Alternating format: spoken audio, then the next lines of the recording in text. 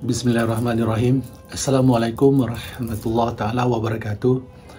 Tuan-tuan dan puan-puan yang saya hormati sekalian, saya Mas Bayu. Jadi hari ini saya ambil lagi kesempatan ya tuan-tuan dan puan-puan, alhamdulillah untuk meneruskan lagi sesi perbincangan kita, pendedahan kita tentang riset ilmu akhir zaman. Jadi saya telah pun berkongsi dengan tuan-tuan dan puan-puan episod-episod yang sebelum ini yang berkaitan tentang kepentingan dan memahamkan arti riset akhir zaman. Adanya 4 perkara, 4 parameter dari riset ilmu, riset adab, riset kreativiti dan riset ekonomi. Jadi hari ini saya masih lagi dengan parameter yang pertama, iaitu riset ilmu. Jadi dalam episod yang lepas kita telah pun didedahkan tentang riset ilmu Dajjal. Jadi saya telah mendapat begitu banyak feedback daripada penonton-penonton YouTube channel Mas Bayu yang ingin mengetahui dan meminta saya untuk memberikan penjelasan lebih tentang apa yang saya maksudkan riset ilmu Dajjal dan riset ilmu Rasulullah. Dan persoalan yang kedua yang kerap ditanya adalah bagaimana penjelasan ini dapat kita praktikkan untuk kita faham, bukan sekadar sebagai satu pengetahuan apa sebenarnya yang Mas Bayu ingin sampaikan. Jadi begini tuan-tuan dan puan-puan, bila berbalik kepada persoalan ilmu ataupun riset ilmu, ada dua saja ya riset ilmu ni. Sama ada riset ilmu ni adalah ilmu yang dibawa oleh riset ilmu Rasulullah ataupun riset ilmu Dajjal. Jadi apa yang ingin saya jelaskan untuk menjawab persoalan-persoalan yang telah diminta penjelasannya oleh penonton, tuan-tuan dan puan-puan, maka hari ini saya akan perincikan lagi untuk kita faham. Pertama ingin saya jelaskan kepentingan sebenarnya dalam soal ilmu. Jadi kadang-kadang kita anggap ilmu tu sebagai ilmu, sebagai satu perkara yang menjadi sebagai satu kebiasaan. Tetapi realiti ini tuan-tuan dan puan-puan, kehidupan kita ini di dunia semua berasaskan kepada ilmu, berasaskan kepada pengetahuan yang dilaksanakan, dan dia menjadi sebagai suatu ketetapan dalam kehidupan kita. Maka pemilihan ilmu, pemilihan pengetahuan adalah sangat penting dalam soal kehidupan kita. Jadi untuk kita faham di sini, sebagaimana saya katakan, Dajjal akan riset ilmu yang ada ataupun pengetahuan yang dimiliki oleh manusia dan jin kepada apa yang dia miliki, artinya apa yang dia inginkan. Maka sama juga dalam aspek persoalan riset ilmu yang dibawa oleh Rasulullah SAW adalah pengetahuan yang dia sampaikan kepada kita atas perjalanan yang telah ditetapkan Allah Subhanahu Wa Taala kepada beliau, atas perjalanan kita sebagai manusia di atas muka bumi yang kembali kepada fitrah dan kembali kepada Allah secara jelas. Maka apakah yang akan dapat kita lihat perbezaan antara riset ilmu Dajjal dan riset ilmu Rasulullah? Apakah sebenarnya yang paling jelas, yang meletakkan satu garisan pemisah di antara kedua-duanya? Mudah saja kita nak faham di sini, iaitu apa juga ilmu atau pengetahuan atau ilmu, iaitu pelaksanaan pengetahuan yang kita lakukan tidak berteraskan kepada Al-Quran, itu riset ilmu Dajjal. Apa juga yang berpandukan kepada Al-Quran, maka itulah ketetapan pengetahuan dan ilmu yang ditinggalkan oleh Rasulullah SAW kepada kita.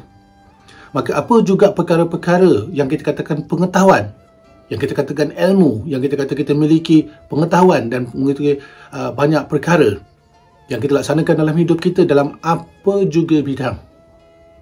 Tak kiralah dalam ilmu sosial ke, ilmu agama ke, ilmu sains ke, dalam teknologi ke, dalam ekonomi dan apa sekalipun. Tetapi ia tidak berandaskan kepada Al-Quran, maka itu adalah ilmu riset Dajjal. ataupun riset ilmu Dajjal.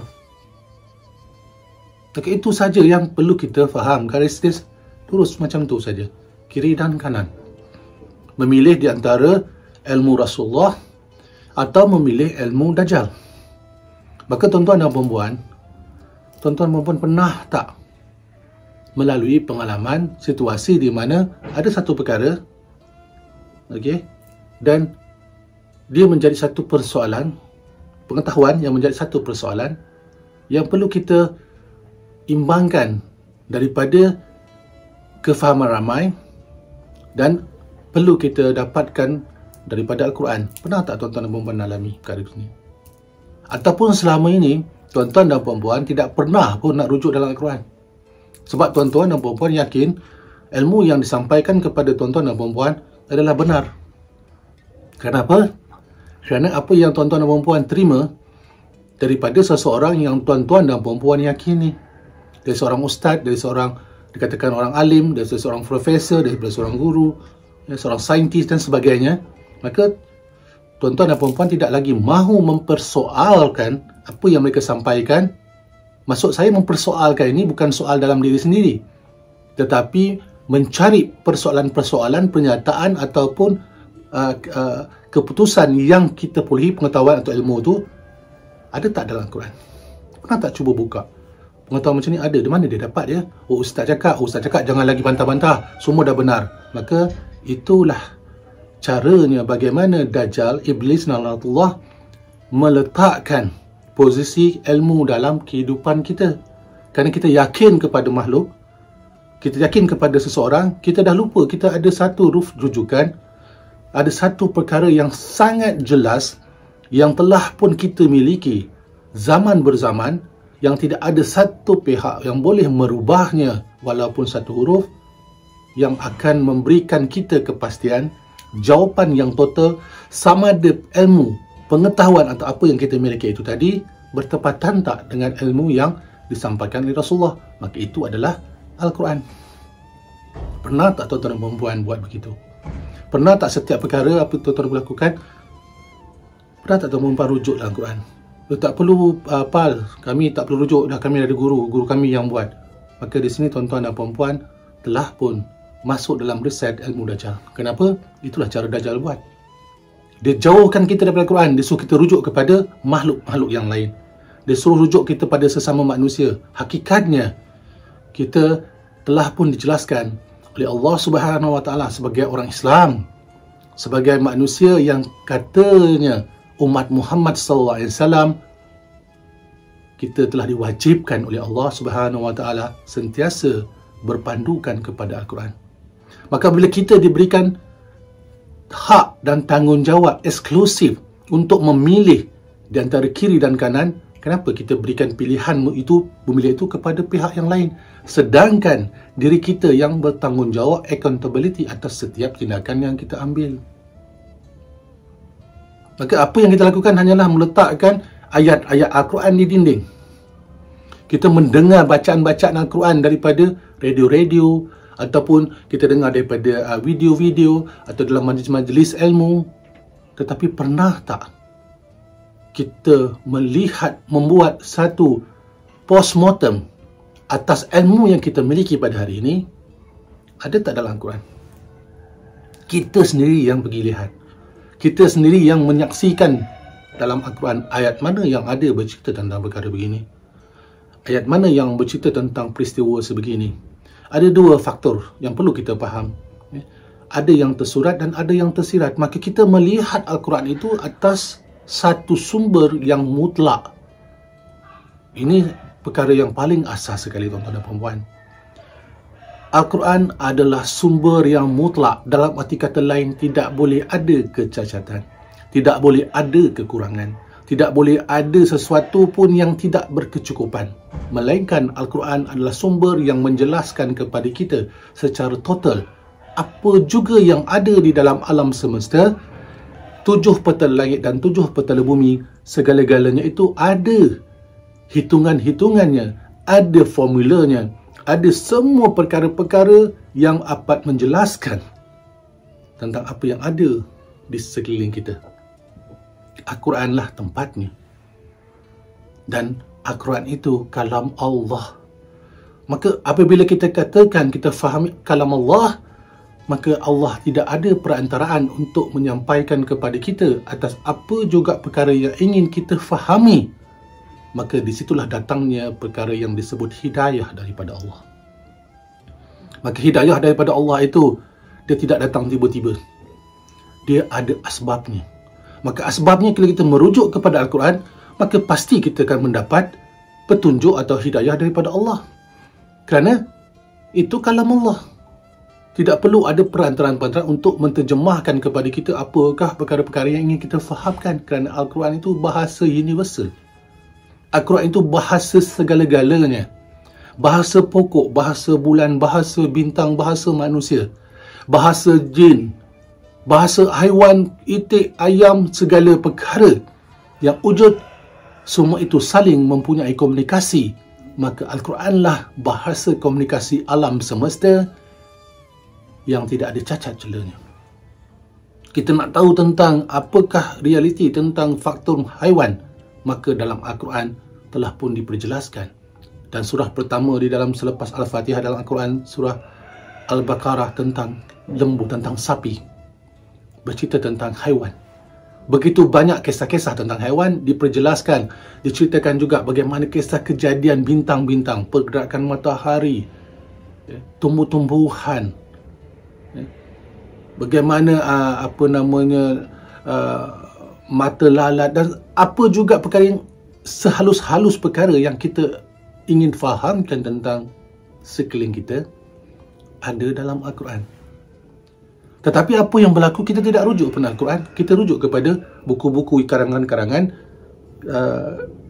guru-guru kita ataupun orang-orang yang kita katakan ilmuwan-ilmuwan, saintis-saintis, ahli-ahli agama, yang mana kita terus pegang di situ. Tak salah untuk kita merujuk kepada mana-mana tempat selagi kita ambil yang kita rujukkan ini tadi, mesti ada pembuktian daripada Al-Quran. Ini yang menjadi ketetapan kepada Dajjal. Dia akan memastikan kita hilangkan hubungan kita dengan Allah. Maka hubungan kita dengan Allah tidak akan tercapai kalau kita tidak mempunyai medium yang khusus untuk kita berhubung dengan Allah, iaitu Al-Quran. Kerana itu kalam Allah. Jadi kita diminta berhubung dengan Allah menggunakan medium-medium ciptaan-ciptaan makhluknya. Maka ini yang dilakukan oleh Dajjal laknatullah. Ini yang beliau lakukan dalam zaman berzaman. Memastikan manusia sentiasa menjauhkan dirinya daripada persoalan-persoalan yang khusus tauhid kepada Allah.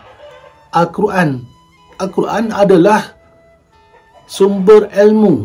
Segala-galanya pernyataan tentang apa juga kejadian alam semesta, daripada kejadian awal alam ini, kejadian pertama Nabi Adam AS, turunnya Nabi Adam AS daripada syurga ke dunia, ke bumi, berlakunya segala perkara-perkara yang ada, apa juga peringkat-peringkatnya sampai berlakunya banjir besar dalam peristiwa Nabi Nuh AS. Segala-galanya itu ada di dalam Al-Quran. Maka ia telah diperjelaskan. Kemudian turunkan lagi utusan-utusannya, yakni para rasul, yang tidak akan pernah putus daripada tali yang sama, yakni rasul yang pertama, rasul yang kedua, rasul yang ketiga, ataupun rasul dalam masa yang sama. Semua itu berpegang kepada tali yang sama, yakni lillahi ta'ala. Kembalikan semua kepada Allah Subhanahu Wa Ta'ala. Dan ada di kalangan-kalangan rasul-rasul para nabi itu yang diberikan hikmah-hikmah tertentu. Hikmah dalam arti kata lain, keupayaan, pemikiran, keupayaan, kecerdasan yang menjangkau lebih daripada manusia-manusia biasa yang ada pada zamannya. Dan ada juga para rasul, para nabi diberikan juga kitab-kitab, yang mana kitab-kitab ini akan menjadi sebagai satu rujukan yang khusus kepada apa yang perlu difahami oleh kaum-kaumnya, dan itu terus berlangsung tuan-tuan dan puan-puan hinggalah sampai kepada Rasulullah SAW. Maka disitulah dihimpunan segala peristiwa-peristiwa yang berlaku daripada awal kejadian alam semesta, dan itu terhimpun daripada semuanya hikmah-hikmah para nabi, para rasul, kitab-kitab yang diturunkan, Zabur, Taurat, Injil, hinggalah akhirnya semua itu dihimpunkan, dan itulah akhirnya melengkapkan segala-galanya, kesempurnaan itu pada Al-Quran. Tuan-tuan dan puan-puan yang saya hormati sekalian, hari ini kita dengar macam-macam cerita. Kita dapat macam-macam maklumat. Sungai Furat dah kering katanya. Keluarlah video yang viral di seluruh persada maya, dalam TikTok, dalam Instagram, dalam YouTube. Semua berlumba-lumba bercerita tentang, oh bersedia semua, bersedia. Dah nak dekat dah ni, dah nak zaman dah akhir. Kerana Sungai Furat yang telah pun kering, sebagaimana dalam kisah yang dinyatakan oleh Rasulullah dalam hadis. Begitu juga di dalam kisah Old Testament, Injil, menyatakan bahawa ini akan berlaku, akan datangnya Raja daripada Timur. Oh, semua dah telah meletakkan sebagai satu, dah berlaku lah. Itu dah betul, dah berlaku. Maka tuan-tuan dan puan-puan, apabila itu sampai kepada kita, persoalannya pada kita sekarang ni, kita berpegang kepada ilmu yang mana satu? Adakah ilmu yang dibawa oleh Dajjal atau ilmu yang dibawa oleh Rasulullah SAW kepada kita? Apakah sebenarnya kedudukan kita pada saat ini? Maka apa yang berlaku dan telah saya jelaskan daripada awal, tuan-tuan dan puan-puan tidak perlu melihat pernyataan saya atas apa yang saya sampaikan, tetapi pernyataan saya untuk tuan-tuan saksikan di sekeliling tuan-tuan dan puan-puan. Lihat apa yang berlaku di sekeliling tuan-tuan dan puan-puan. Lihat yang berlaku di negara-negara yang ada di seluruh dunia pada masa ini. Lihat statistik-statistik yang jelas. Jangan hanya membaca surat khabar, jangan tengok di media, berjalan di atas muka bumi. Lihat sendiri apakah yang sedang berlaku di atas muka bumi tanpa tuan-tuan dan puan-puan menambah-nambah perkara yang tidak wujud. Jelaskan dan tanya pada diri tuan-tuan dan puan-puan, adakah dunia hari ini adalah dunia yang bertepatan dengan ilmu Rasulullah, ataupun dunia hari ini berlaku kerana ia bertepatan dengan ilmu Dajjal laknatullah? Jangan tanya orang lain, saksikan. Kerana akhirnya nanti penyaksian kepada Allah Subhanahu Wa Taala adalah atas diri kita sendiri. Tuan-tuan dan puan-puan yang akan menghadap Allah, saya akan berhadap dengan Allah, anak saya akan berhadap dengan Allah, isteri saya akan berhadap dengan Allah. Saya tidak boleh menemankan dia. Saya juga tidak boleh meminta mana-mana pihak untuk menemankan saya apabila berhadap dengan Allah. Mati saya berhadap dengan Allah. Mati tuan-tuan dan puan-puan, mati tuan-tuan berhadap dengan Allah. Maka dalam soal ini tadi, accountability itu pada diri kita. Maka apa yang dilakukan adalah atas apa juga keputusan yang kita buat berdasarkan ilmu yang kita miliki. Tuan-tuan dan puan-puan, begitu banyak yang kita lakukan. Oh, kita dah ada pengetahuan itulah tuan. Begitu banyak yang kita peroleh, ilmu yang kita peroleh lah tuan-puan. Tapi soal tak, segala ilmu itu tadi, apakah kesannya pada dunia hari ini yang tuan-tuan pun memiliki hari ini? Ada tak melakukan suatu proses yang menyebabkan kita berada dalam status dunia yang berteraskan kehidupan berlandaskan kepada Al-Quran sebagaimana yang dibawakan oleh Rasulullah SAW kepada kita? Atau dunia hari ini kita lihat ada manusia-manusia sekeliling kita yang melakukan kerosakan, pemimpin-pemimpin yang tidak lagi takut melakukan kemungkaran, kezaliman, merompak harta, melakukan rasuah, pecah amanah. Bahkan ia disokong pula oleh golongan-golongan yang mempunyai kepentingan yang merosakkan lagi orang-orang agama juga turut terlibat di dalam perkara tersebut. Maka di sini datangnya Persoalan kepada kita, ilmu mana mereka dapat itu semua? Melakukan kerosakan, melakukan penyelewengan, penipuan, pecah amanah, pembunuhan, melakukan perkara-perkara yang tidak elok. Ya. Adakah itu ilmu yang kita perolehi daripada Al-Quran yang dibawa oleh Rasulullah SAW, ataupun itu adalah ilmu kerana kita tidak merujuk kepada ilmu Rasulullah SAW, ilmu yang diturunkan kepada Rasulullah SAW, ilmu yang disampaikan kepada kita oleh Rasulullah SAW. Tetapi kita yang bersangka-sangka kita sebenarnya berada pada ilmu Rasulullah SAW. Sedangkan realiti di sekeliling kita pada hari ini, dunia hari ini adalah dunia yang penuh dengan keadaan yang huru-hara. Berlaku tidak keadilan di antara sesama negara. Tidak ada kesamarataan dari segi aspek kemanusiaan. Orang-orang di Afrika contohnya, negara-negara dikatakan negara Islam yang kacau bilau, berlaku diskriminasi antara bangsa dari sudut ekonomi, pencerobohan kepada negara-negara tertentu, dan berlakunya perkara-perkara yang telah menyebabkan kematian-kematian yang sangat luar biasa. Pembunuhan-pembunuhan yang dihalalkan dengan atas faktor kekuasaan, kepimpinan pada pihak-pihak yang berkuasa sahaja. Maka inilah dunia yang kita hidup pada hari ini, tuan-tuan dan puan-puan. Jangan tuan-tuan puan-puan cuba menafikan. Berjalanlah atas muka bumi. Sebab itu masa Bayu berjalan 3/4 dunia bukan nak melancong. Bukan nak pergi ke Turki, nak bercerita aku pergi Turki, aku pergi Hagia Sophia dan sebagainya. Tetapi saya datang ke setiap negara untuk pembuktian atas apa yang saya lihat itu tadi, pembuktian sama ada benarkah riset ilmu Dajjal sedang berada di seluruh muka bumi, atau riset ilmu Rasulullah telah merubah apa yang ada di atas bumi kepada kenyataan.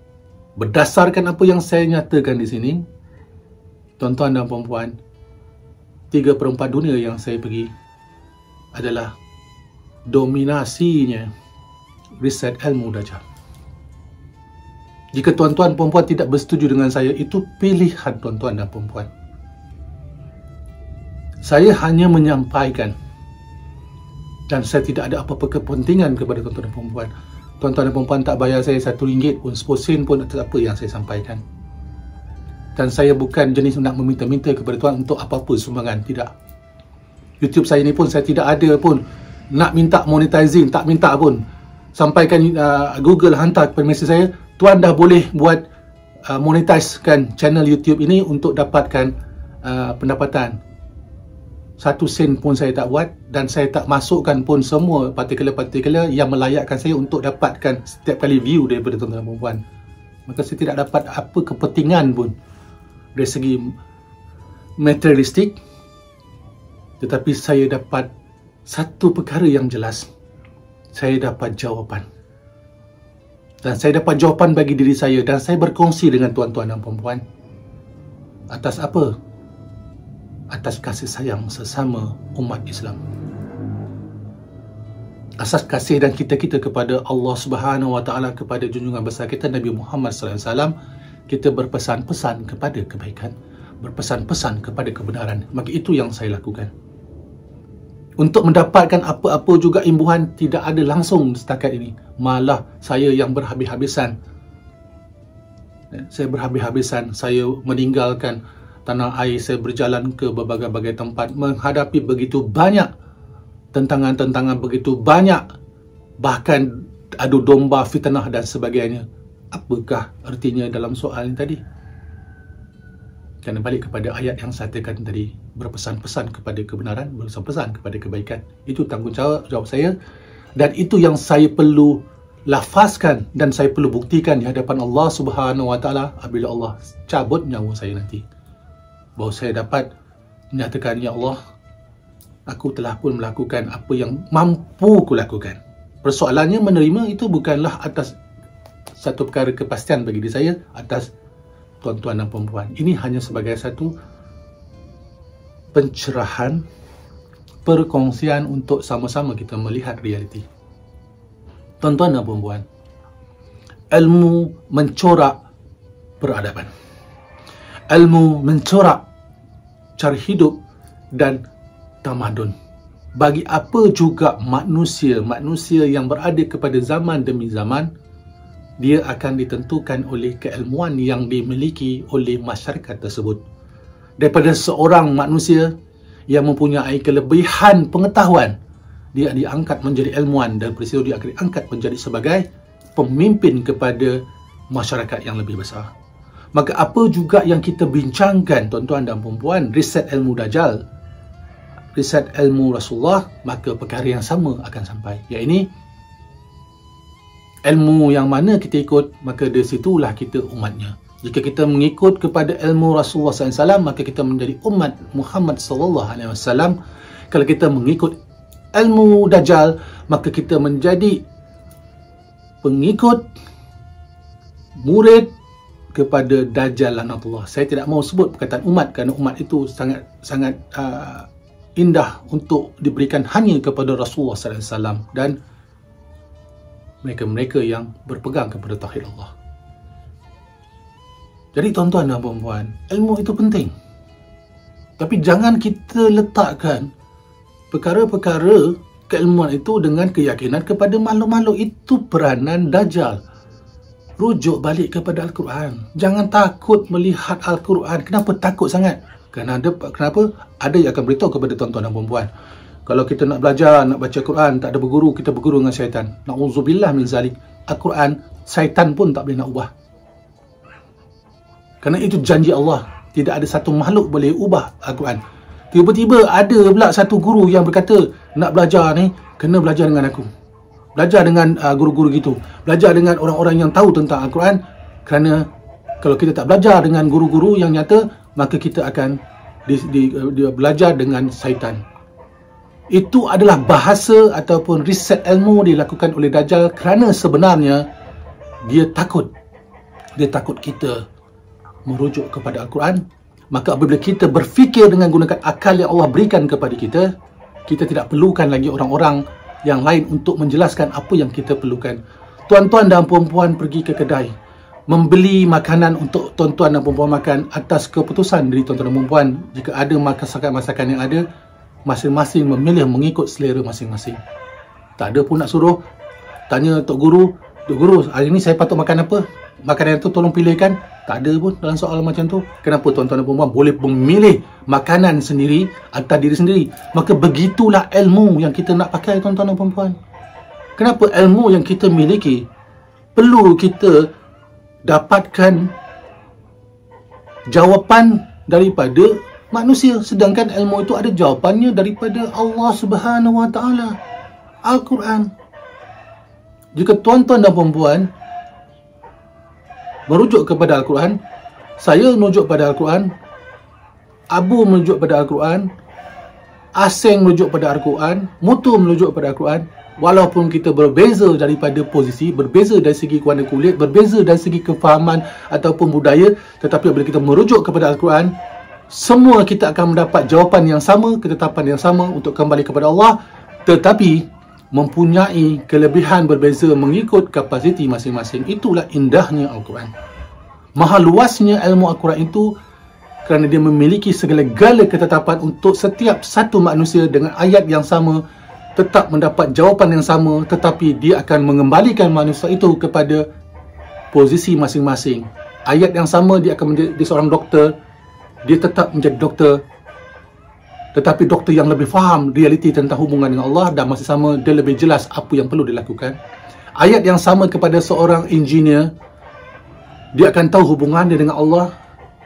Daripada ayat yang sama tu juga, dia dapat memahamkan bagaimana konsep engineering teknikal yang perlu dilaksanakan. Ayat yang sama. Begitulah mukjizatnya Al-Quran.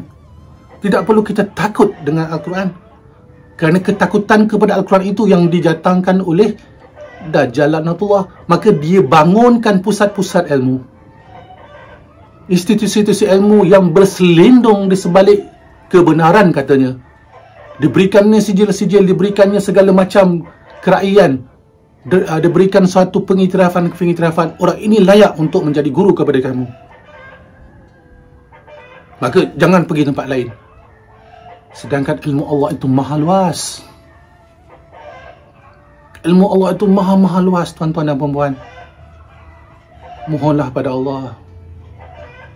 Sehelai daun sahaja daripada satu pohon yang merimbun, sehelai daun itu saja, jika kita rujuk dan kita fahamkan, hubungkan hubungan kita dengan Allah daripada Al-Quran, kita akan dapat begitu banyak perkara-perkara yang akan menjelaskan sejauh-jauh perkara yang ingin kita fahami, tanpa kita terputus hubungan kepada Allah Subhanahu Wa Taala. Tuan-tuan dan puan-puan, segala-gala yang wujud di alam semesta ini adalah ilmu, iaitu perkara yang ada pengetahuan, ada tahunya. Maka apabila Allah perintahkan malaikat bertanya kepada Nabi Adam AS, maka Nabi Adam AS ditanya oleh malaikat setiap perkara, maka dia menjelaskan setiap perkara yang ditanya oleh malaikat. Sehingga akhirnya malaikat tunduk dan menyatakan, benarlah, sesungguhnya Allah lebih mengetahui atas apa yang mereka ketahui. Maka di sini telah jelas, tuan-tuan dan puan-puan, Nabi Adam AS tidak mempunyai sesiapa menjelaskan kepada dia. Pengetahuan itu datang daripada Allah. Para malaikat Azazil, Iblis, semua wujud pada masa itu tidak dapat menjawab banyak perkara. Tetapi Adam yang baru dilahirkan, baru dizahirkan, telah dapat memberikan jawapan segala perkara yang ada, yang tidak pernah diketahui oleh para malaikat.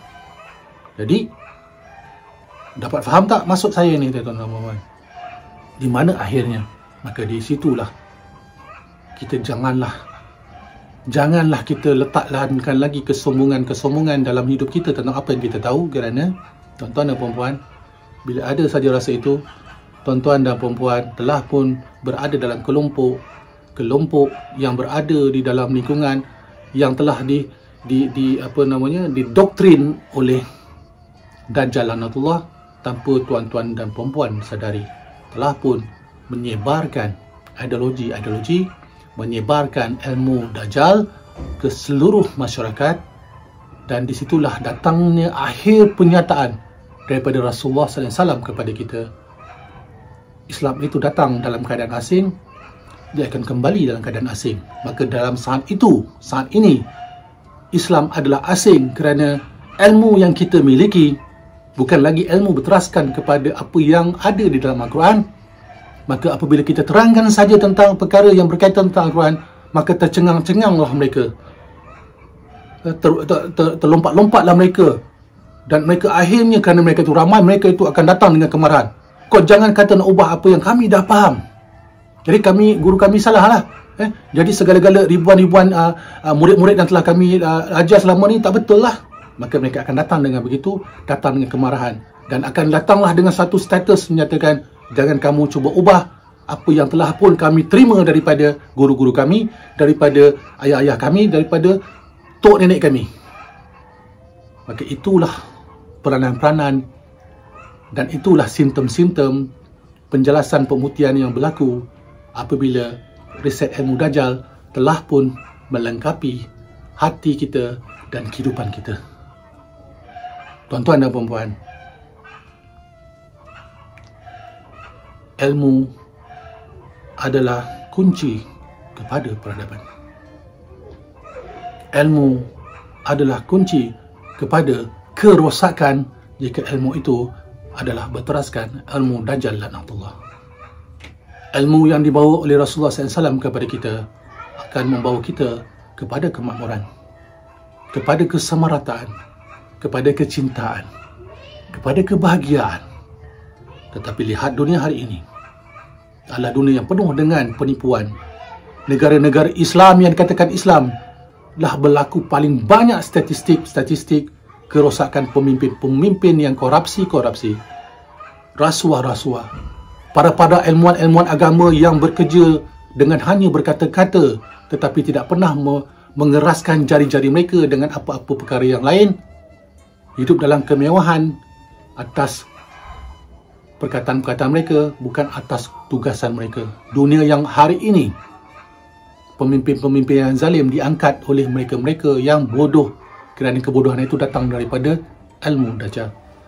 Maka saat inilah asingnya Islam itu bukan asing bermaksud kita melihat perkara-perkara yang kita faham, tetapi asing kerana kita melihat perkara yang tak faham apa itu Al-Quran. Bila seseorang membawa kepada kita, kembalilah kita kepada Al-Quran, maka kita kata, apa? Tak cukup. Maka kita telah pun bertentang apa yang telah ada dalam Quran, iaitu apa juga yang sampai kepada kamu, apa juga perkara ingin kamu ketahui, maka Al-Quran lah akan ada jawapan kepada setiap apa juga persoalan pada kamu, kerana di situlah adanya petunjuk-petunjuk, adanya segala-gala pembuktian yang telah Allah nyatakan secara jelas kepada kamu. Maka kita tidak lagi memakai begitu, maka itulah akhirnya asinglah Islam. Maka bila asinglah Islam, maka itulah jawapan pembuktian bahawa riset Dajjal telah menguasai dunia. Maka saya di sini tuan-tuan dan puan-puan, saya ingin mengajar tuan-tuan dan puan-puan, berfikirlah, sujudlah kepada Allah, ambil wudu, buatlah apa tuan-tuan nak buat, waktu malam bangunlah, mohonlah kepada Allah, sujudlah kepada Allah dan bukalah Quran. Semoga tuan-tuan dan puan-puan, saya dan kita semua diberikan perlindungan oleh Allah untuk kita kembali membuka ruang diri kita kepada ilmu yang dibawa oleh Rasulullah sallallahu alaihi wasallam. Salam sejahtera daripada saya, Masa Bayu, di Istanbul. Sampai kita bertemu lagi.